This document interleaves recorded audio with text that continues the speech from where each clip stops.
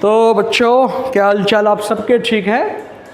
इससे पहले ग्रामर की क्लासेस आपको मिलती आई हैं और मिलती रहेंगी, ठीक है। लेकिन एक शिकायत जो बार बार मुझे मिल रही है, जैसे व्यूज़ आने चाहिए, जिस तरीके से आप लोगों को देखना चाहिए, कमेंट्स होने चाहिए, उस पर उस तरह की चीज़ें नहीं आ रही है। तो ये शिकायत है, हमारे घर की बात है, आप लोग हैं, तो आप लोग नहीं कर रहे हो तो जाहिर सी बात है हमें कहना ही पड़ेगा इस बारे में। तो ज़रूरी ये है कि जैसे ग्रामर में आप पढ़ते हुए आए हैं और उम्मीद है कि आप आगे भी पढ़ेंगे, कोशिश यह है बेटा कि आप इसको दूसरों तक पहुंचाओ, है ना। ख़ुद भी पढ़ो और दूसरों को भी पढ़ने के लिए प्रेरित करो, उसको आगे लाओ, और जितना हो सकता है इस वीडियो को शेयर करो, अपने ग्रुप्स में बांटो, और व्हाट्सएप का जो स्टेटस होता है उसमें ज़रूर लगाओ ये। उससे क्या होगा? उससे ये होगा कि एक तो आपकी शख्सियत खुद संवरेगी। फॉर एग्ज़ाम्पल कोई देखेगा तो वो ये महसूस करेगा कि ये बच्चा पढ़ने लिखने वाला है, एक बात। दूसरी बात यह है कि अगर कोई तुम्हारे ज़रिए से किसी खैर तक पहुंचता है तो पहले अज्र तुम्हें इसका मिलेगा, बाद में उसको मिलेगा, ठीक है बच्चों। इस नीयत से शुरू से आप दूसरों का जब नफ़ा चाहेंगे, फ़ायदा चाहेंगे, तो ऑटोमेटिकली ईश्वर अल्लाह भगवान आपको नफ़ा पहुंचाएगा और आपको पता भी नहीं चलेगा।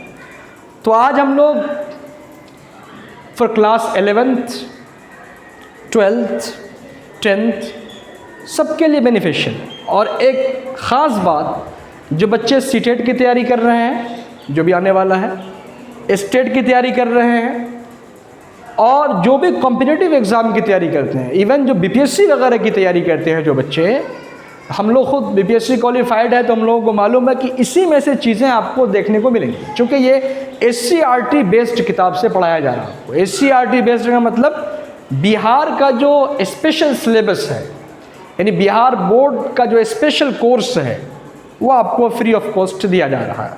तो इसलिए इसकी अहमियत को समझो और इससे फ़ायदा उठाओ और आगे बढ़ो। यही हमारी तमन्ना है, शुभकामनाएँ आपके साथ हैं, नेक ख्वाहिशात हैं, नेक उमंगें हैं। अल्लाह आपको कामयाब करे। चलिए अब शुरू करते हैं क्लास।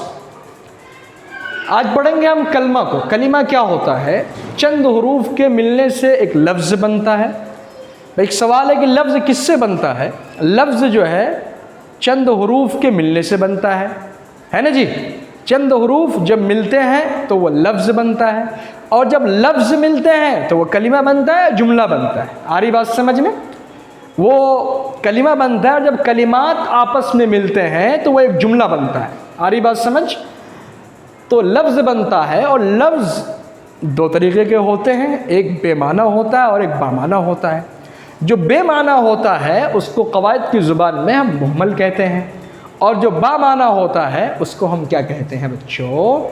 उसको हम बामाना लफ्ज़ कवायद की इस्तिलाह में कलिमा कहलाता है। आ रही बात समझ? कलिमे की 6 किस्में होती हैं जो हस्बे ज़ैल है। नंबर 1 इस्म, नंबर 2 ज़मीर, नंबर 3 सिफ़त, फ़ेल, मुताल्लिक़ फ़ेल, हुरूफ। ये सब जो है कलिमे की किस्में है। अब उर्दू और अरबी में यही फ़र्क है बच्चों। अरबी में कलिमे की 3 किस्में, इस्म, फ़ेल, हर्फ। लेकिन उर्दू में कलिमे में, यानी कलिमे की जो किस्में हैं वो 6 हैं। यही फ़र्क है। आप एग्ज़ाम में, स्पेशली जब बीपीएससी जैसे एग्ज़ाम होते हैं, जब कंपटीशन में आप बैठेंगे तो यही छोटे छोटे माइनर से फ़र्क होते हैं, जिस फ़र्क की वजह से हमें लगता है कि ये भी सही, ये भी सही, लेकिन पूछा जो गया है वो उर्दू में पूछा गया है तो 6 सही होगा, 3 सही नहीं होगा। हालांकि अगर कोई 3 लगाकर आता है तो वो भी सही है, लेकिन वो अरबी में सही है, क्योंकि अरबी में कलिमे की 3 किस्में होती है, इस्म, फ़ेल और हर्फ। आ रही बात समझ? तो इस्म किसी शख्स या चीज़ के नाम को इस्म यानी नाउन कहते हैं, कहा जाता है। इस्म की 2 किस्में होती है बच्चों, ज़माने के लिहाज से। किस लिहाज से? ज़माने के लिहाज से 2 किस्में होती है। एक होती है इसमें ख़ास और एक होती है इसमें आम, ठीक है। इसी इसमें ख़ास को इसमें मारिफा कहते हैं और इसमें आम को इसमें नकेरा कहते हैं। आ रही बात समझ? कभी कभी आपको एग्जामिनर कंफ्यूज करेगा, इसमें आम को इसमें नकरा को इसमें ख़ास, इस तरह से करके आपको कंफ्यूज करने की कोशिश करेगा। लेकिन आज के इस क्लास के बाद आप कंफ्यूज मत होइएगा। क्यों? इसमें ख़ास मतलब पर्टिकुलर, ख़ास तौर पर, जहाँ इसमें ख़ास आया वो मारिफा है, इसमें मारिफा कहलाएगा। और जहाँ जनरल बात होगी तो क्या कहलाएगी बच्चों? इसमें आम यानी इसमें नकरा कहलाएगी। लड़का, फॉर एग्जाम्पल मैं कहूँ लड़का, भाई लड़का एक जिन्स है, कोई भी हो सकता है। मैं कहूँ गुफरान अहमद, अब उससे आपने गुफरान अहमद को अलग कर दिया।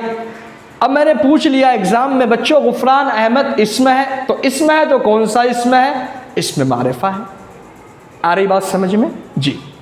ऐसे ही इसमें आम लड़का कोई भी हो सकता है, मस्जिद कोई भी हो सकती है। और कहूँ कि मस्जिद नबवी सल्लल्लाहु तआला अलैहि वसल्लम, तो उससे मालूम होगा कि हुजूर पाक अलैहिस्सलातु वस्सलाम की जो मस्जिद है, जो मदीना मुनव्वरा में है, वही मस्जिद से मुराद है। आ रही बात समझ? आगे चलो। ज़मीर जो इसमें की जगह इस्तेमाल होते हैं, यानी उसके बदले इस्तेमाल होता है, जिसको आप इंग्लिश में, जो अंग्रेज़ी पढ़ने वाले बच्चे हैं वो जानते हैं, इसको प्रोनाउन कहते हैं। आ रही बात समझ? प्रोनाउन। और देखो प्रोनाउन का इस्तेमाल जो जुमले में होता है वो इसलिए ताकि जो इस्म होता है उसका तकरार ना हो, यानी बार बार। अब मिसाल के तौर पर मैं आपसे एक बात कहूँ कि जैद यहाँ आओ, तुम्हारा नाम क्या है? आरिफ। आरिफ यहाँ आओ, आरिफ खाना खाओ, आरिफ यहाँ जाओ, आरिफ वहाँ जाओ, आरिफ ये काम करो। अब मैं उसको बार बार तुम्हारा नाम लूँगा तो सुनने वाले पर गिरा गुजरेगी, है ना? तो इस तकरार से बचाने के लिए उर्दू ज़ुबान में भी, इंग्लिश में भी, हर ज़ुबान में प्रोनाउन का इस्तेमाल होता है, यानी ज़मीर से काम चलाते हैं। यानी जैद आया, वो गया, मार्केट गया, मार्केट से वो आम लेकर आया, मेहमानों को काट करके वो दिया, वो लड़का बड़ा अच्छा था। अब मैं उसको कहूँ कि जैद आया, जैद मार्केट गया, जैद ने आम लाए और यो करा वो करा, बहुत लंबा हो जाएगा, है नहीं? तो जुमले में खूबसूरती के लिए, यानी जो आपकी वार्तालाप हो, जो गुफ्तगू हो आपकी, वो बहुत अच्छी होनी चाहिए। गुफ्तगू से आपके मेयार का पता चलता है कि आप जिस ज़ुबान में गुफ्तगू कर रहे हैं उसमें आपकी महारत कितनी है और आप उस ज़ुबान को कितना समझते हैं। तो जो माहिर लिसान होंगे, जो ज़ुबान के माहिर होंगे, जब वो आपसे बात कर रहे होंगे तो उसकी बात में आप गौर कीजिएगा, तो वो जुमले में बार बार एक ही चीज़ को दोहराएंगे नहीं, यानी तकरार देखने को नहीं मिलेगा। इसका मतलब ये है कि उसको उस भाषा पर, उस लैंग्वेज पर पूरा कमांड हासिल है। आ रही बात समझ? तो क्या कहलाते हैं बच्चों? ज़मीर कहलाते हैं। सिफत, जिससे इस किसी भी इसम की अच्छाई या बुराई का पता चले, उसे सिफत कहते हैं, जिसको आप इंग्लिश में एडजेक्टिव कहते हैं। बहुत से बोलते हैं एडजेक्टिव, इंग्लिश वाले बच्चों, या स्पेशली जो ये ट्यूशन वाले बच्चे हैं, पढ़ते होगे ना, एडजेक्टिव बोलते होगे, हालांकि डी उसमें साइलेंट है। क्या बोलेंगे? एडजेक्टिव। क्या बोलेंगे बच्चों? Adjective, not adjective. आई बात समझ? तो सिफत। अब आगे आ जाइए, किसी इसम की बुराई या अच्छाई का पता चले, जैसे जैद एक अच्छा लड़का है, जैद एक लड़का है, ठीक है, कैसा है? अच्छा या बुरा है? जैद एक अच्छा लड़का है।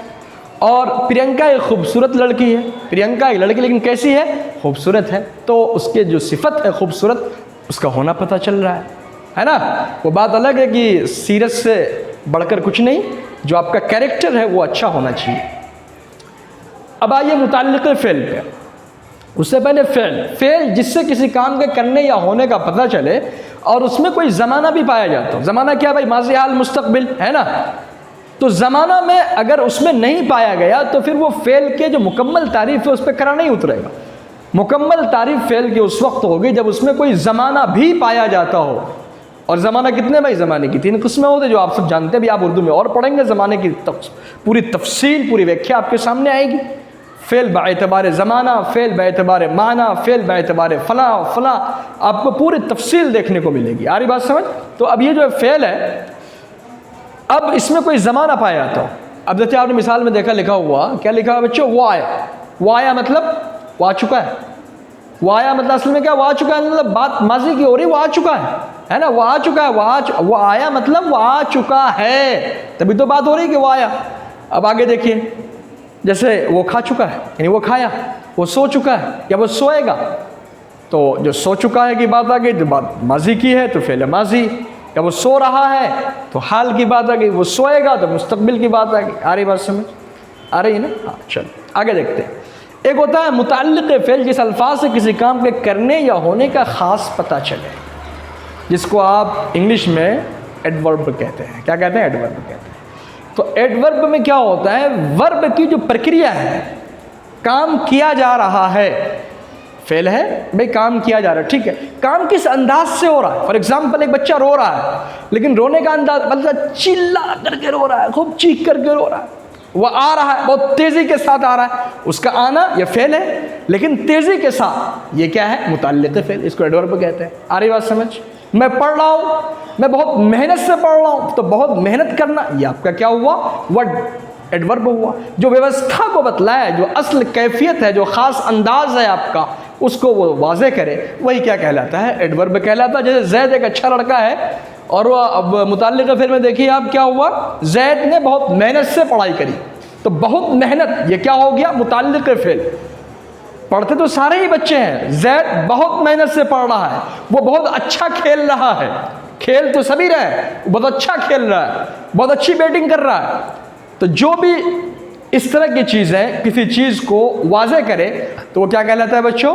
एडवर्ब यानी मुताल्लिक़ फ़ेल कहलाता है। इसकी भी किस्में हैं, तफसील से बाद में आएगी। अब आइए हरूफ पर।